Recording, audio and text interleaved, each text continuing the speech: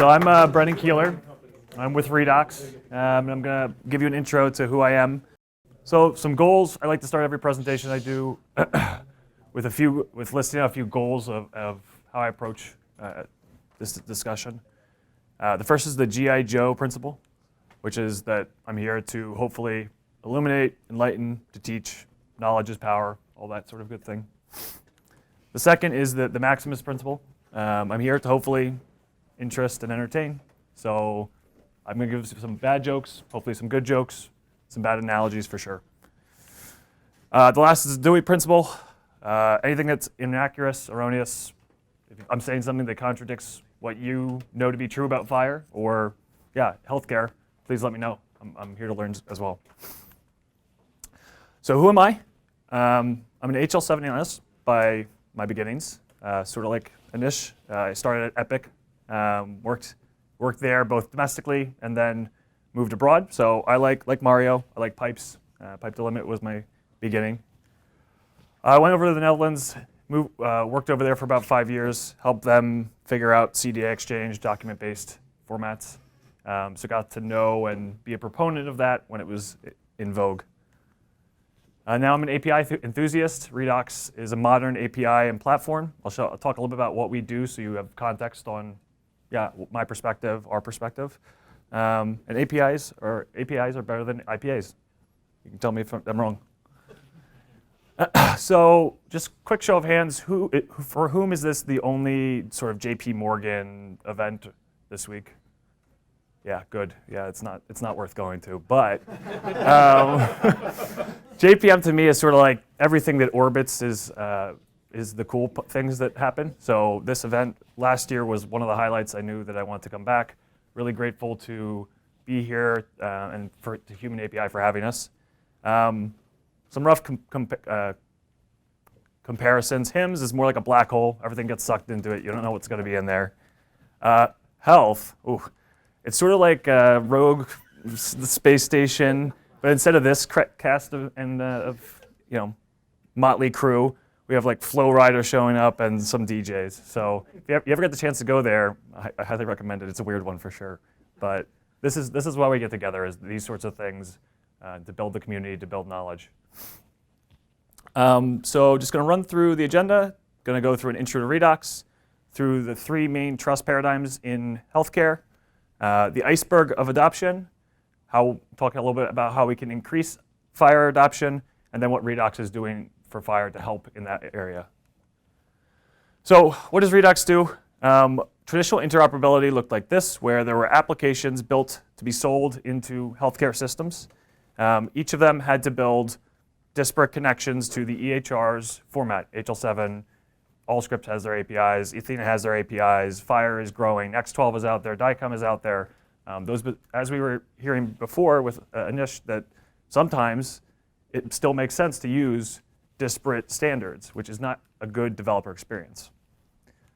So Redox exists to simplify that developer experience for applications. So when a telehealth application connects to Redox, they develop once and scale at a much expedited pace. So allowing quicker, easier, less costly implementations, delivering innovation in the healthcare space at a much quicker pace. So early on, if you wanted to integrate with Epic, you guys were the only player, right? Mm-hmm. So I think there's plenty of ways to integrate with Epic. I think as an application, you can build it yourself. You can build an HL7 listener. You can build an API, API authentication. The value of Redox is in the reusability of the connections and the reusability of those connectivity methods. You're only dealing with one connectivity method, a modern API.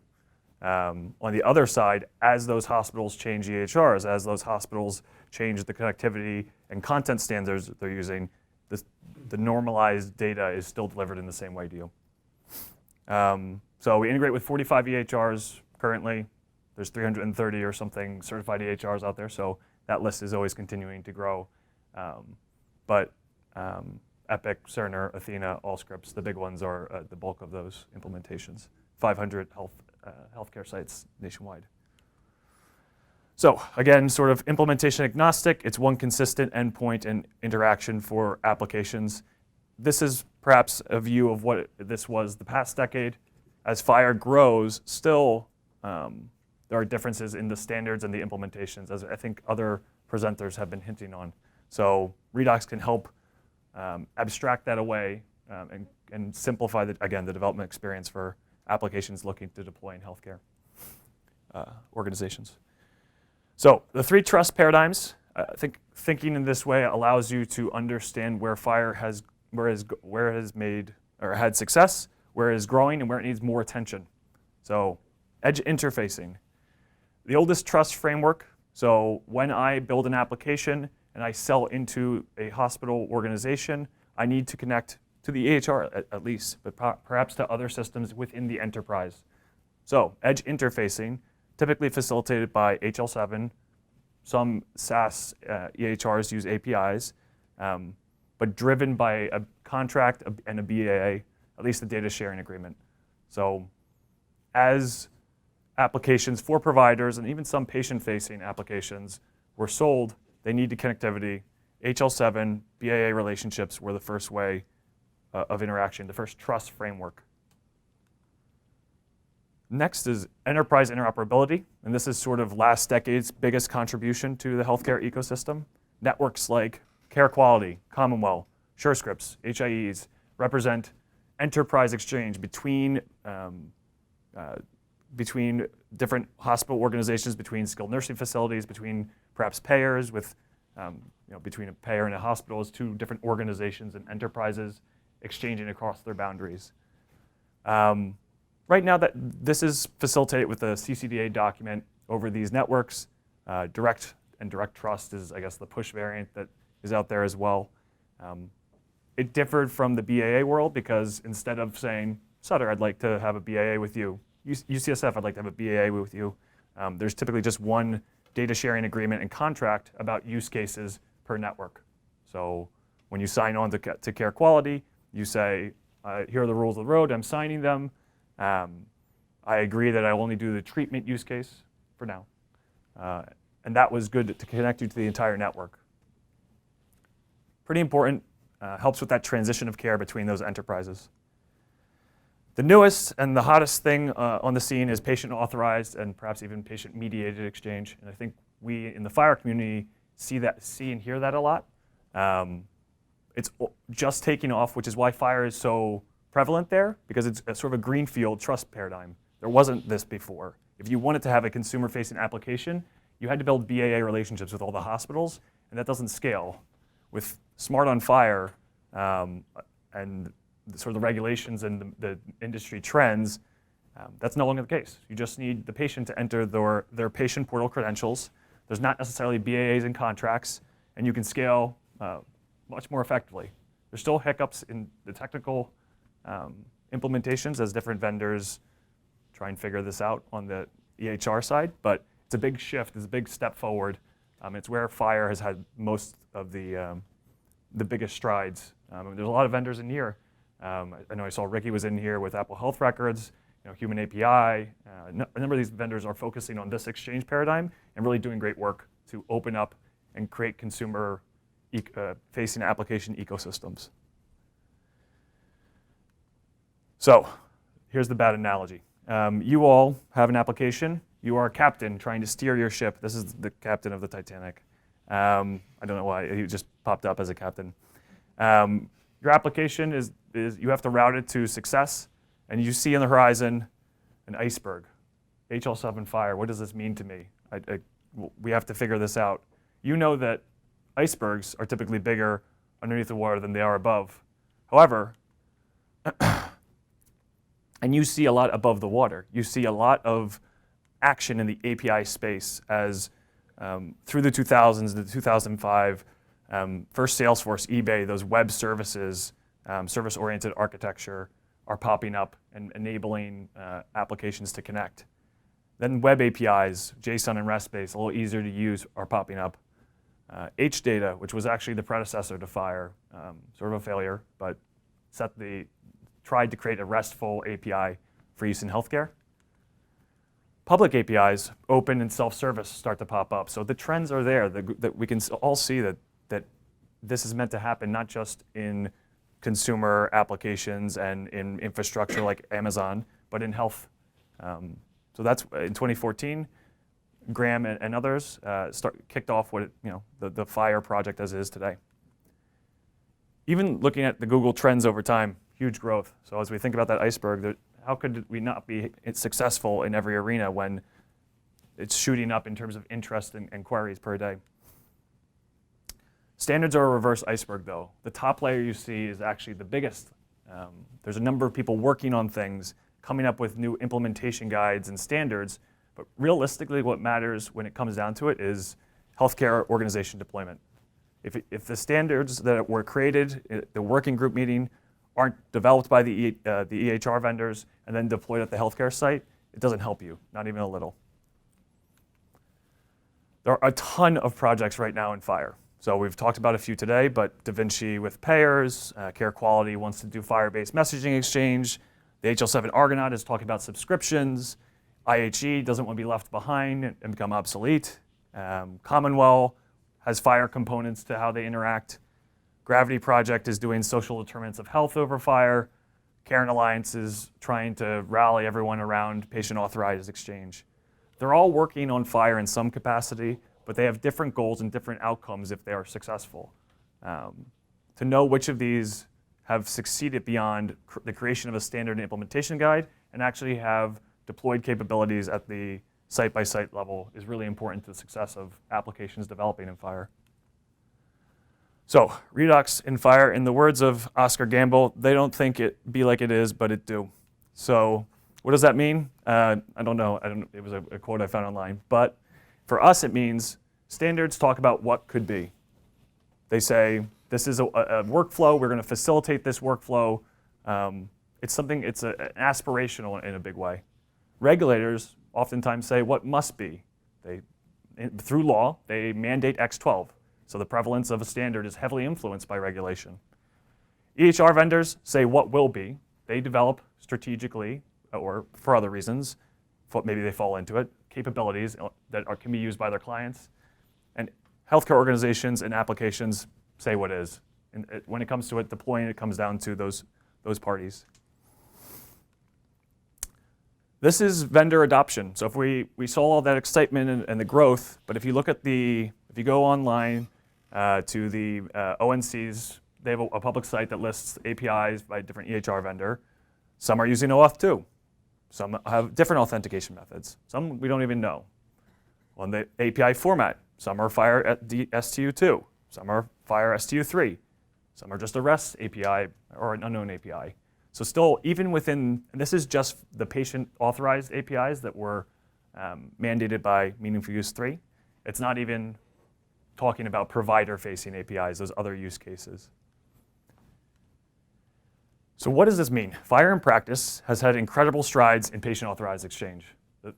Like we talked about earlier, we're opening up new doors, new ways, and consumer applications can finally be successful and really enable patients. For edge interfacing, some vendors are deploying FHIR capabilities. We talked about Cerner Code earlier. We talked about Epic App Orchard.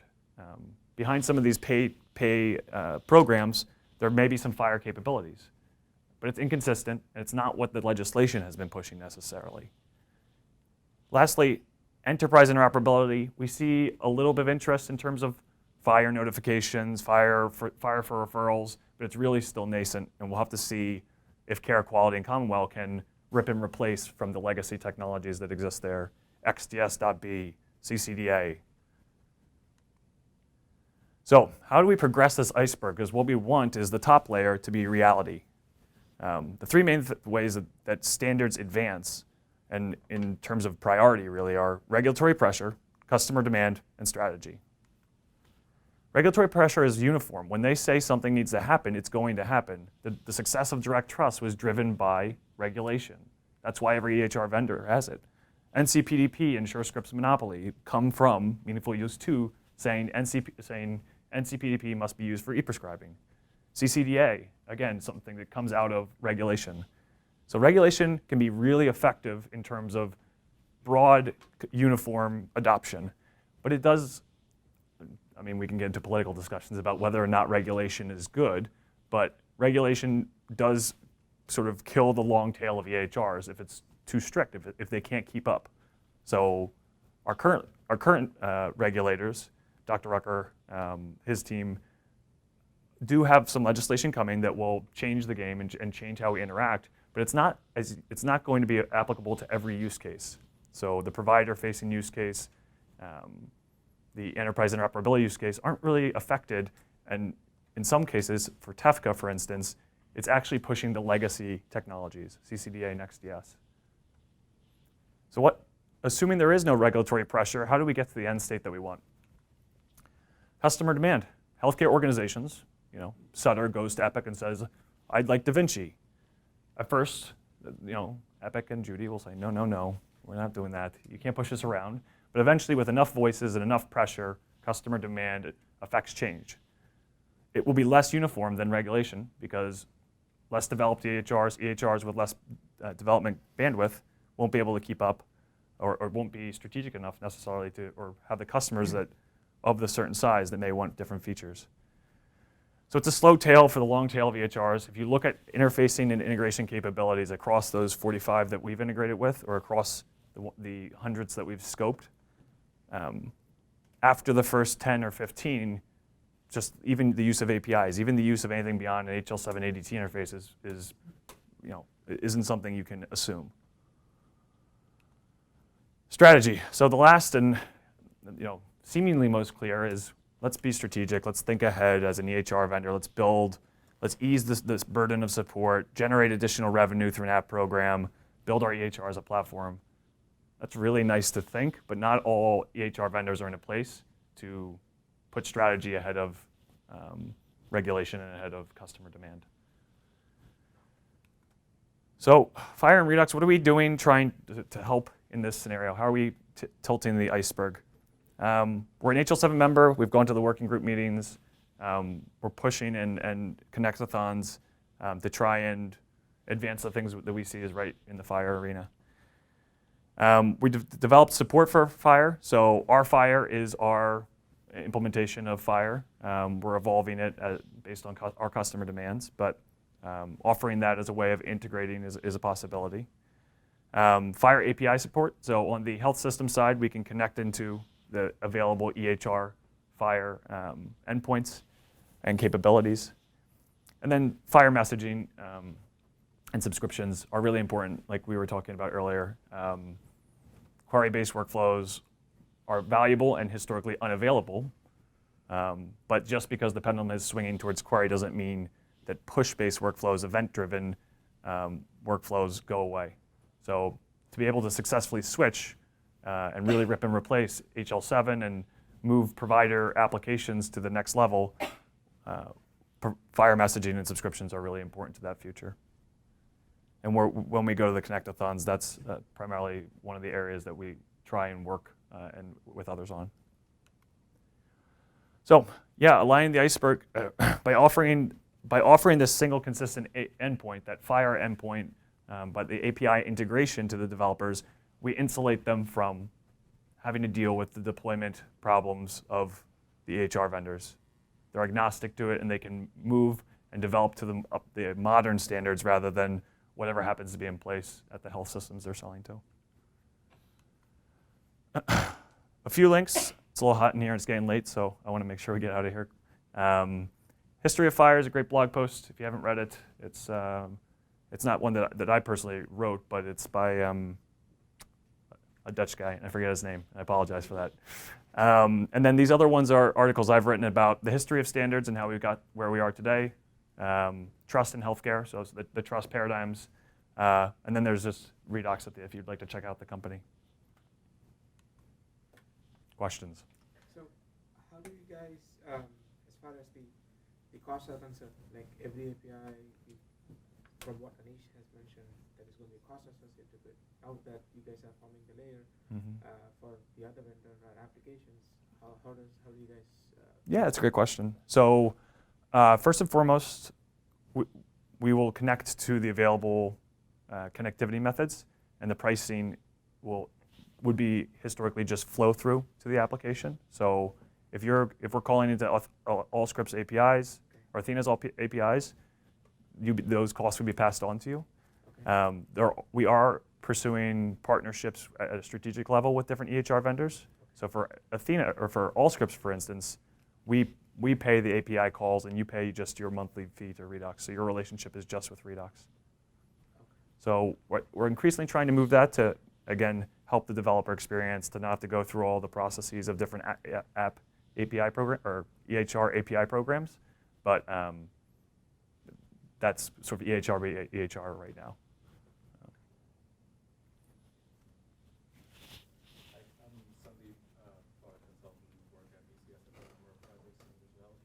Last year worked with Redox, you guys like to solicit or show the common API that we write, the Redox API, and now with the FHIR, and at that time we discussed about FHIR, though this is like a few years ago, the road wasn't that clear. So are you saying all those Redox API calls, you have the FHIR equivalent to those, so you could basically talk to, basically get the same functionality, making FHIR equal to Redox? Is that your That's where we're headed, I think. Again, it's customer demand. Most of the Redux customers today are still using the API we developed 5 years ago and have built out the most support for.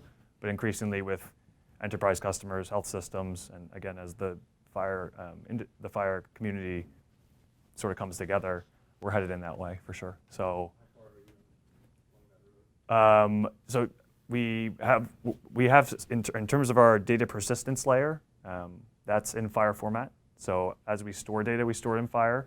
So as we support new data elements in that persistence layer, we add that on. So again, sort of the strategy component, that's where, but. Which FHIR version? So we have different FHIR versions. Which FHIR version you guys particularly use for your data persistence?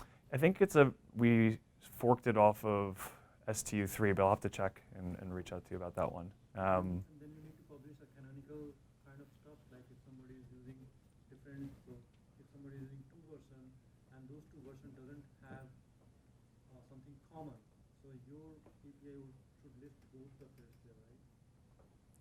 Let me restate the question. So if they're using on the health system side a different version of FHIR. 2 versions of FHIR Mhm. versions, right? Yep. Let's say those 2 versions doesn't, one field is not common in both of them. Mhm. There is field A, which is only there in the version 1, and then there is a field B, which is only there in version 2. Yep. So your API would list both of them, or how are you managing it? So we provide the mapping and normalization between those versions. I think we need to dig into the exact use case a little bit more. So do you guys cache any of the data, or like, let me ask you a use case based question. So basically an app is making a request so that it can connect with the vendor and pull the data out. Mm-hmm. Now we want to retry the same data, but instead of making another API call, which is going to cost more, do you guys provide caching service that you have the data stored there? Yeah, absolutely. So for troubleshooting, for alerting, we do data persistence, so you can resubmit messages, things like that.